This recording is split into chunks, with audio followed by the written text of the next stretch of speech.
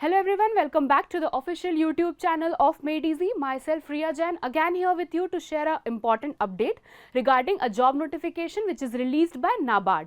तो बच्चों national bank for agriculture and rural development ने नोटिफिकेशन रिलीज किया है for the post of assistant manager grade A. Okay बच्चों, तो यहाँ पे जो स्ट्रीम्स एलिजिबल हैं, let me talk about the streams. Okay, first let me talk about the important dates. Okay, तो बच्चों यहाँ पे जो डेट्स हैं आप जो अप्लाई कर सकते हो, you can apply from 27 July to 15 अगस्त.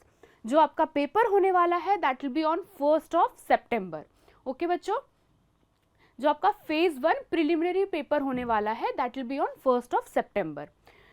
अगर हम बच्चों वैकेंसीज की बात करें तो यहाँ पे computer science and information technology के लिए जो नंबर ऑफ वैकेंसीज हैं वो है 16. ओके, सिविल इंजीनियरिंग में जो वैकेंसीज हैं वो है 3, इलेक्ट्रिकल इंजीनियरिंग में वैकेंसीज है 1 एंड एनवायरमेंटल इंजीनियरिंग में जो वैकेंसीज हैं दैट आर 2. ठीक है. ओके बच्चों, तो लेट्स मूविंग फॉरवर्ड. सो बच्चों मूविंग फॉरवर्ड यहाँ पे एलिजिबिलिटी क्राइटेरिया की बात की गई है. तो बच्चों यहाँ पे eligibility criteria based on education qualification and age limit. तो जो दोनों की कैलकुलेशन होगी वो बेस्ड ऑन 1 जुलाई 2024 के बेसिस पे होने वाली है. ओके, तो अगर हम यहाँ पे देखें education qualification, required education qualification, तो बच्चों अगर आप कंप्यूटर साइंस इंजीनियरिंग से अप्लाई कर रहे हो तो you should have a 4 years BE BTech degree in computer science engineering, information technology, electronics and telecommunication, electronics and communication engineering, electronics and instrumentation, data science, machine learning and artificial intelligence from any recognised university. और जो percentage of marks होने चाहिए आपको that will be 60%.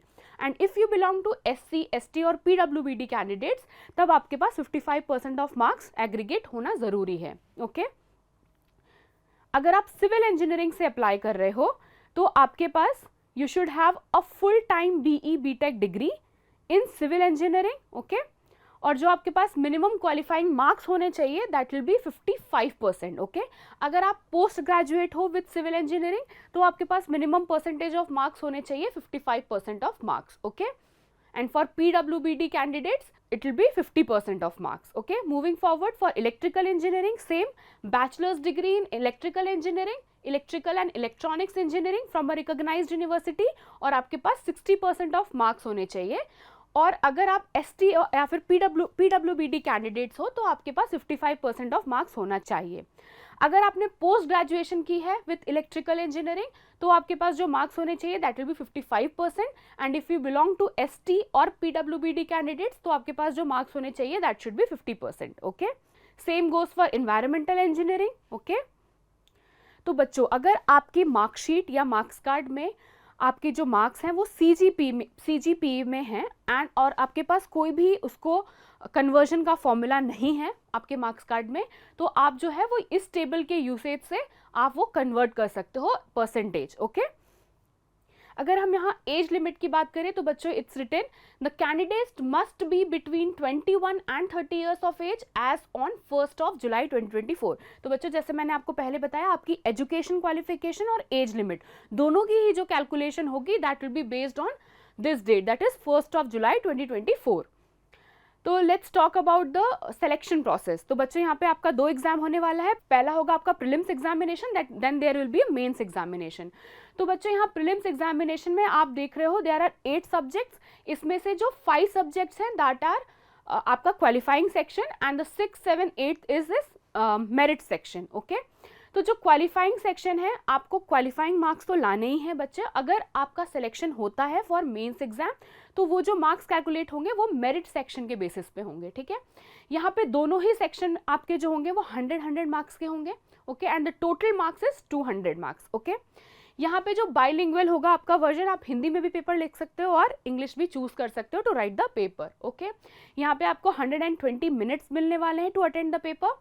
Moving forward talking about the mains paper, तो आपका इसमें 2 paper होंगे, paper 1 and paper 2. Paper 1 will be general English जो होगा ऑनलाइन डिस्क्रिप्टिव. आपको इसमें जो आंसर्स लिखने होंगे वो by typing from the keyboard only. इसमें जो नंबर ऑफ क्वेश्चंस होंगे वो होंगे 3 and marks that will be 100 marks. और आपको जो ड्यूरेशन मिलने वाला है to attempt the paper that is 90 minutes. आपका जो पेपर 2 होने वाला है that will be stream specific, और वो दोनों होगा, ऑब्जेक्टिव भी होगा, डिस्क्रिप्टिव भी होगा। ऑब्जेक्टिव जो होगा उसमें 30 क्वेश्चंस होंगे और 50 मार्क्स के होंगे। जो आपका सेकंड पेपर होगा वो होगा डिस्क्रिप्टिव, जिसमें 6 क्वेश्चंस होंगे। 6 में से out of 6 you have to attempt 4। जो 4 होंगे उसमें से आपको 2 15 मार्क्स के अटेंड करने हैं एंड 2 10 मार्क्स के अटेंड करने हैं। ओके, जो मार्क्स होगा वो 50 मार्क्स का होगा, 90 मिनट्स मिलेंगे आपको अटेम्प्ट करने के लिए। तो बच्चों moving forward they have mentioned the complete syllabus also. आप डिटेल नोटिफिकेशन प्रॉपरली पढ़ो, अपना सिलेबस नोट डाउन करो and you can apply for the post. Okay, तो बच्चों आपको क्या करना है, सबसे पहले आपको ऑफिशियल वेबसाइट पे जाना है नाबार्ड की, www.nabard.org। आप वहां जाओ, पहले डिटेल नोटिफिकेशन को प्रॉपरली इन डिटेल पढ़ो, okay, and then you can apply. Okay students, so till then prepare well, all the best, stay tuned for the next notification.